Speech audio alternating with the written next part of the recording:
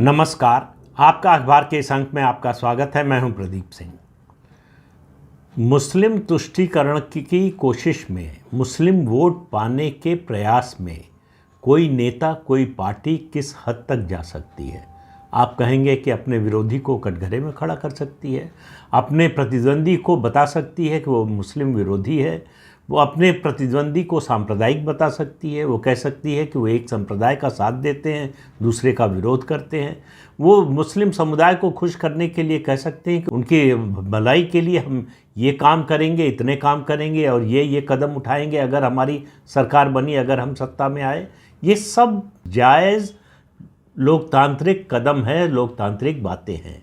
लेकिन क्या कोई नेता, कोई पार्टी मुसलमानों को खुश करने के, भारत के मुसलमानों को खुश करने के लिए राष्ट्र विरोध की हद तक जा सकती है, माफिया का समर्थन कर सकती है? ये भारत देश में ही हो सकता है और हो रहा है। हो सकता है नहीं, हो रहा है। भारत सरकार का जो स्टैंड है, आपने अभी कुछ दिन पहले, लगभग हफ्ते 10 दिन पहले, द गार्जियन में, लंदन के द गार्जियन में एक रिपोर्ट छपी जिसमें कहा गया कि भारत की खुफिया एजेंसियों ने अपने देश से बाहर, उसमें कनाडा और ख़ासतौर से पाकिस्तान का जिक्र था, पाकिस्तान में 20 आतंकवादियों को मार गिराया। अब ये दावा है उनका कहना है कि ये उन्होंने बातचीत की कुछ एक्स रॉ ऑफिशियल से और उसके अलावा आईएसआई के अधिकारियों से बात करके ये रिपोर्ट बनाई है। वो रिपोर्ट कितनी सही है, कितनी गलत है, इस बहस में नहीं जाते हैं क्योंकि उन्होंने उसके अलावा कोई सोर्स बताया नहीं है। लेकिन कनाडा के प्रधानमंत्री ने कुछ महीने पहले अपनी संसद में एक आरोप लगाया कि उनके देश में सिख अलगाववादी नेता को मरवाने का काम भारत सरकार ने किया, भारत सरकार की खुफिया एजेंसी ने एजेंटों के जरिए करवाया। भारत सरकार ने तुरंत एतराज़ जताया और कहा कि प्रमाण दीजिए। वो दिन और आज का दिन वो प्रमाण नहीं दे पाए। उनके पास खुफिया जानकारी के लिए अमेरिका की जो CIA है, FBI है, उन सब का समर्थन हासिल है, उन सब का इनपुट हासिल है। उसके अलावा न्यूजीलैंड और कई देश हैं, 5 देश हैं जिनका इंटेलिजेंस इनपुट जो है कनाडा को मिलता है। इसके बावजूद आज तक इसका प्रमाण नहीं दे पाए कि ये काम जो है भारतीय एजेंटों ने किया, भारतीय खुफिया एजेंसी के एजेंटों ने किया। उस आरोप को कौन दोहरा रहा है?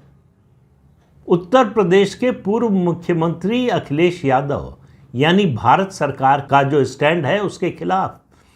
पाकिस्तान में 20 आतंकी मारे गए या आतंकवाद के समर्थक मारे गए जो भारत विरोधी काम करते थे।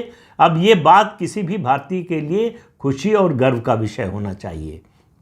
अगर हमारी खुफिया एजेंसियों ने ऐसा किया है तो खुशी की बात होनी चाहिए। अगर खुफिया एजेंसियों ने नहीं किया है जो सरकार कह रही है, अब आप देखिए इस मुद्दे पर पाकिस्तान की सरकार खामोश है, वो कुछ नहीं बोल रही है। उसके बोलने का मतलब है कि वो और ज़्यादा फंसेगी।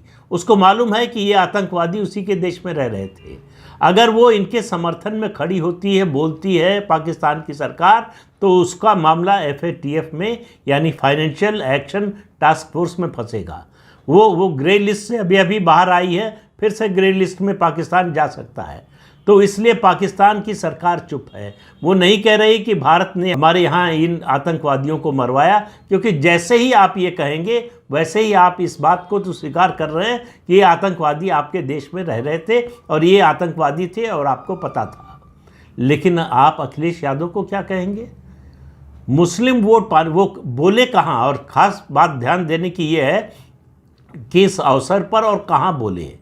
मुख्तार अंसारी, माफिया डॉन, वो दरिंदा जिसने हजारों लोगों की ज़मीन लूटी, सैकड़ों लोगों की हत्या करवाई, उसका आरोप है उस पर। तमाम मामलों में उसको सज़ा हुई और जेल में वो हार्ट अटैक से मरा। लेकिन अखिलेश यादव का मानना है कि ये सब झूठ है। और उन्होंने उदाहरण क्या दिया? 2 उदाहरण दिए। एक पाकिस्तान का उदाहरण दिया, दूसरा उदाहरण दिया रूस का, कि रूस में जिस तरह से अस्पताल में विपक्ष का नेता अस्पताल में मरा और उनके हिसाब से मरवाया गया, पुतिन ने मरवाया, उनका इशारा इसी ओर था, उसी तरह से भारत सरकार ऐसा कर रही है। आप ये आरोप लगा सकते हैं अगर आपके पास कोई छोटा सा भी प्रमाण हो। अखिलेश यादव के पास कोई प्रमाण है क्या? मुख्तार अंसारी की मौत की न्यायिक जांच का आदेश उत्तर प्रदेश सरकार ने पहले ही दे दिया, उसकी जांच हो रही है। और उसके बावजूद इस तरह की बात करना, वो मुख्तार अंसारी के घर गए थे और गरीबों का मसीहा बताकर आए। मुख्तार अंसारी के बड़े भाई अफजाल अंसारी के साथ बैठे हुए थे सोफे पर, उसकी तस्वीर आपको दिखाता हूँ, और दस्तरखान सजा हुआ था।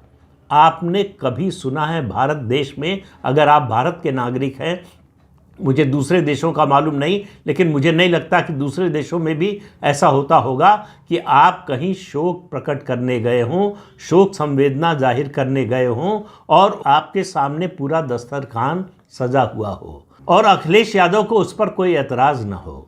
तो जिस तरह से स्वागत किया गया है अखिलेश यादव का एक माफिया डॉन के परिवार में, उससे पता चलता, देखिए मुख्तार अंसारी, अतीक अहमद, ऐसे जितने माफिया डॉन हैं, जितने गैंगस्टर हैं, गुंडे हैं, ये जो अपराधी हैं, इनकी बात एक मिनट के लिए आप छोड़ दीजिए। ये अपराधी हैं, इनको अदालत से सज़ा मिल रही है, मुकदमा चल रहा है, वो भी पिछले 7 साल से, जब से उत्तर प्रदेश में योगी आदित्यनाथ की सरकार आई है, तब से पुलिस को छूट है कि वो जो भी सही है, जिनके खिलाफ भी मामला बनता है, वो मामला चलाए, अदालत में जांच करके रिपोर्ट पेश करे और फिर अदालत तय करेगी कि दोषी है कि नहीं, सज़ा मिलनी चाहिए कि नहीं। ये वही अखिलेश यादव हैं, ये वही समाजवादी पार्टी है जिन्होंने चुप्पी साधे रखी, बल्कि एक तरह से अत्याचार किया एक पुलिस अधिकारी पर, शैलेंद्र सिंह पर। क्यों किया? क्योंकि उन्होंने, मुख्तार अंसारी ने फौज के, भारतीय फौज के एक भगोड़े सिपाही से LMG खरीदी थी, लाइट मशीन गन खरीदी थी, जो कोई खरीद नहीं सकता, रख नहीं सकता, और उस जांबाज अधिकारी ने उस पर जो है उनके खिलाफ आतंकवाद निरोधक कानून लगाया। उसके बाद जो है जैसे पूरा कहर बरपा उस अधिकारी पर। जितने अधिकारी, वरिष्ठ अधिकारी वहाँ थे, बनारस में सबका ट्रांसफ़र कर दिया गया। उस अधिकारी को प्रताड़ित किया गया और मजबूर किया गया नौकरी से इस्तीफा देने पर। उसके बारे में अखिलेश यादव के मुंह से एक शब्द नहीं निकला। एक शब्द उनके मुंह से नहीं निकला कभी कि मुख्तार अंसारी के पास सेना की LMG कैसे आई, क्यों आई, और उसके लिए वो दोषी है कि नहीं। लेकिन कैसे आएगा? ये वही अखिलेश यादव हैं जो 2012 में मुख्यमंत्री बनने के बाद आतंकवाद के आरोपियों के विरुद्ध मुकदमे वापस ले रहे थे। वापस ले ही लिया था।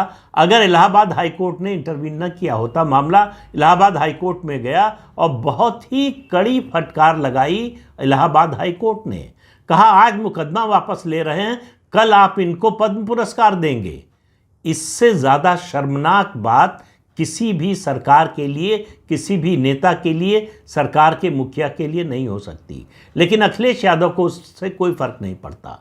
एक जो धारणा है, बहुत सारे जो अपने को धर्मनिरपेक्ष नेता कहते हैं, पार्टी मानते हैं, संगठन मानते हैं, उनके मन में कि भारत का मुसलमान आतंकवादियों का समर्थन करने से खुश होता है। मैं जानना चाहूँगा कि वो कौन सा मुसलमान है। मुझे तो नहीं लगता कि इस देश का कोई मुसलमान ऐसा होगा जो आतंकवादियों का समर्थन करने, उसका बचाव करने पर खुश होता हो। ये आप एक तरह से मुसलमानों पर आक्षेप लगा रहे हैं, लांछन लगा रहे हैं कि भारत का मुसलमान आतंकवाद का समर्थक है। वो दरअसल आप उसको खुश करने की कोशिश में उस पर एक बहुत बड़ा लांछन लगा रहे हैं, जिससे निकलना उसके लिए मुश्किल हो जाएगा। इसलिए कह रहा हूँ कि इससे एक परसेप्शन बनता है, लोगों के मन में धारणा बनती है कि वो जो कहा जाता है हर मुसलमान आतंकवादी नहीं है, लेकिन हर आतंकवादी मुसलमान है।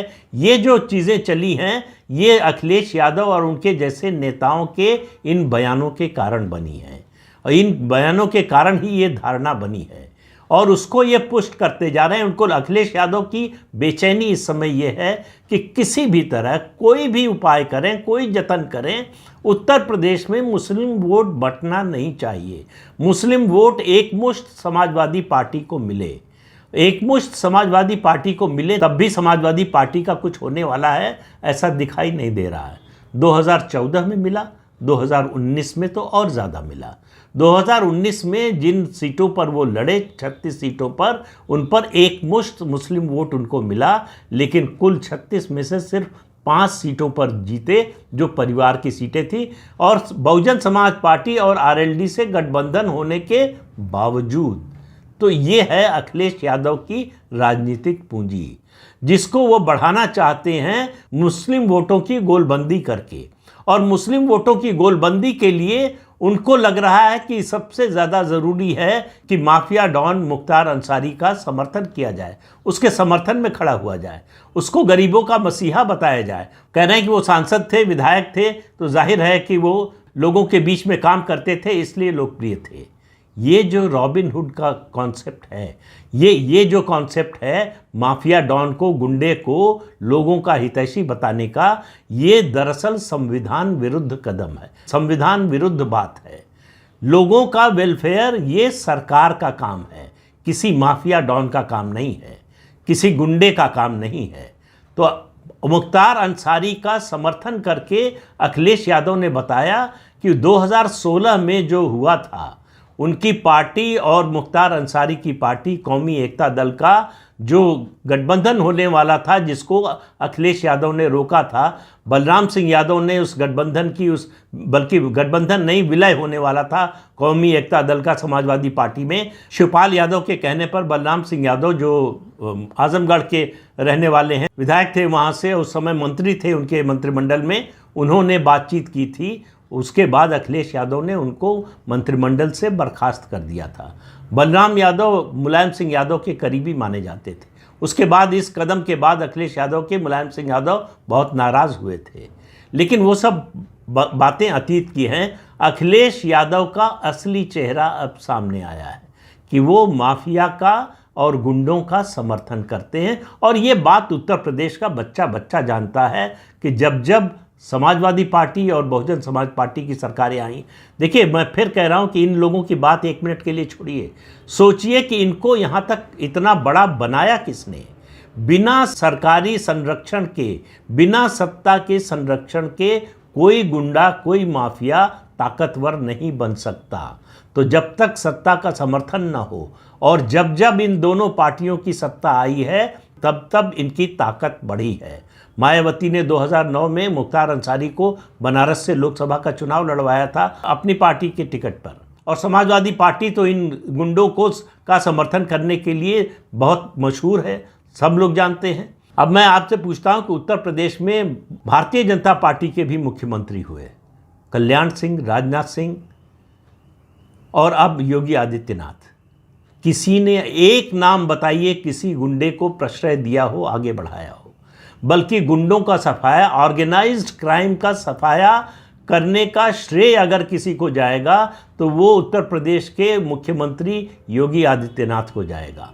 उन्होंने ये जो ऑर्गेनाइज्ड क्राइम है, ये जो गुंडे हैं, माफिया हैं, इनकी हर तरह से कमर तोड़ी, इनके आपराधिक साम्राज्य को ख़त्म किया, इनके आर्थिक साम्राज्य को ख़त्म किया, जिसकी वजह से ये बार बार जो है ताकतवर होकर उभरते हैं। अब इनका साम्राज्य इस तरह से ध्वस्त हुआ है कि ये अगले 10, 20, 50 साल में भी खड़े होने की स्थिति में नहीं है। इसका श्रेय योगी आदित्यनाथ को जाता है कि जिस तरह से उन्होंने निष्पक्ष ढंग से और कानून के मुताबिक, सबसे बड़ी बात याद रखिए, कानून के दायरे के बाहर जाकर कोई कदम नहीं उठाया, कानून के मुताबिक कदम उठाया और इनके खिलाफ कार्रवाई की। उसने एक माहौल पूरे प्रदेश में बनाया कि अब गुंडे और माफिया को सरकारी प्रश्रय नहीं मिलेगा, सरकारी समर्थन नहीं मिलेगा। उसका असर ये हुआ है कि आज कानून व्यवस्था के मामले में उत्तर प्रदेश देश का नंबर 1 राज्य है, जहां लोगों के मन में कोई डर नहीं है।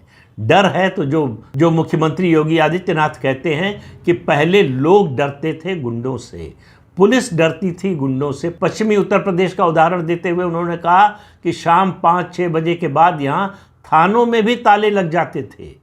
आज गुंडे डरते हैं, और केवल पुलिस से नहीं डरते, अब तो वो जेल जाने से भी डरते हैं। ये माहौल जो बदला है 7 साल में, इससे उत्तर प्रदेश की प्रगति कितनी तेजी से हो रही है और आने वाले समय में होगी, इसका अंदाज़ा लगाना भी अभी पूरी तरह से जो है संभव नहीं है शायद। लेकिन वो बदला हुआ माहौल दिख रहा है जब जनता बेखौफ है और गुंडे खौफ ज़दा हैं। तो कोई मुख्तार अंसारी, कोई अतीक अहमद, कोई गुंडा, कोई माफिया तब तक नहीं पनप सकता जब तक उसको सरकारी संरक्षण प्राप्त ना हो। अखिलेश यादव ने मुख्तार अंसारी के यहाँ जाकर उनका समर्थन करके ये संदेश दिया है कि अगर कभी गलती से, फिर कह रहा हूं, अगर कभी गलती से, जिसकी संभावना मुझे नज़र नहीं आती, समाजवादी पार्टी की सरकार आएगी तो वो फिर गुंडों और माफिया का समर्थन करेगी, उनको संरक्षण देगी, उनको प्रश्रय देगी। ये चेतावनी है उत्तर प्रदेश के मतदाताओं के लिए कि अगर गुंडों, माफिया और ऐसे असामाजिक तत्वों से स्थायी रूप से छुटकारा पाना है तो समाजवादी पार्टी से स्थायी रूप से छुटकारा पा लीजिए। तो इस अंक में इतना ही। अगले अंक में फिर मिलेंगे किसी नए मुद्दे के साथ। तब तक के लिए अनुमति दीजिए। आपसे अनुरोध है कि ये चैनल देखिए, शेयर कीजिए, लाइक कीजिए और सब्सक्राइब ज़रूर कीजिए। नमस्कार।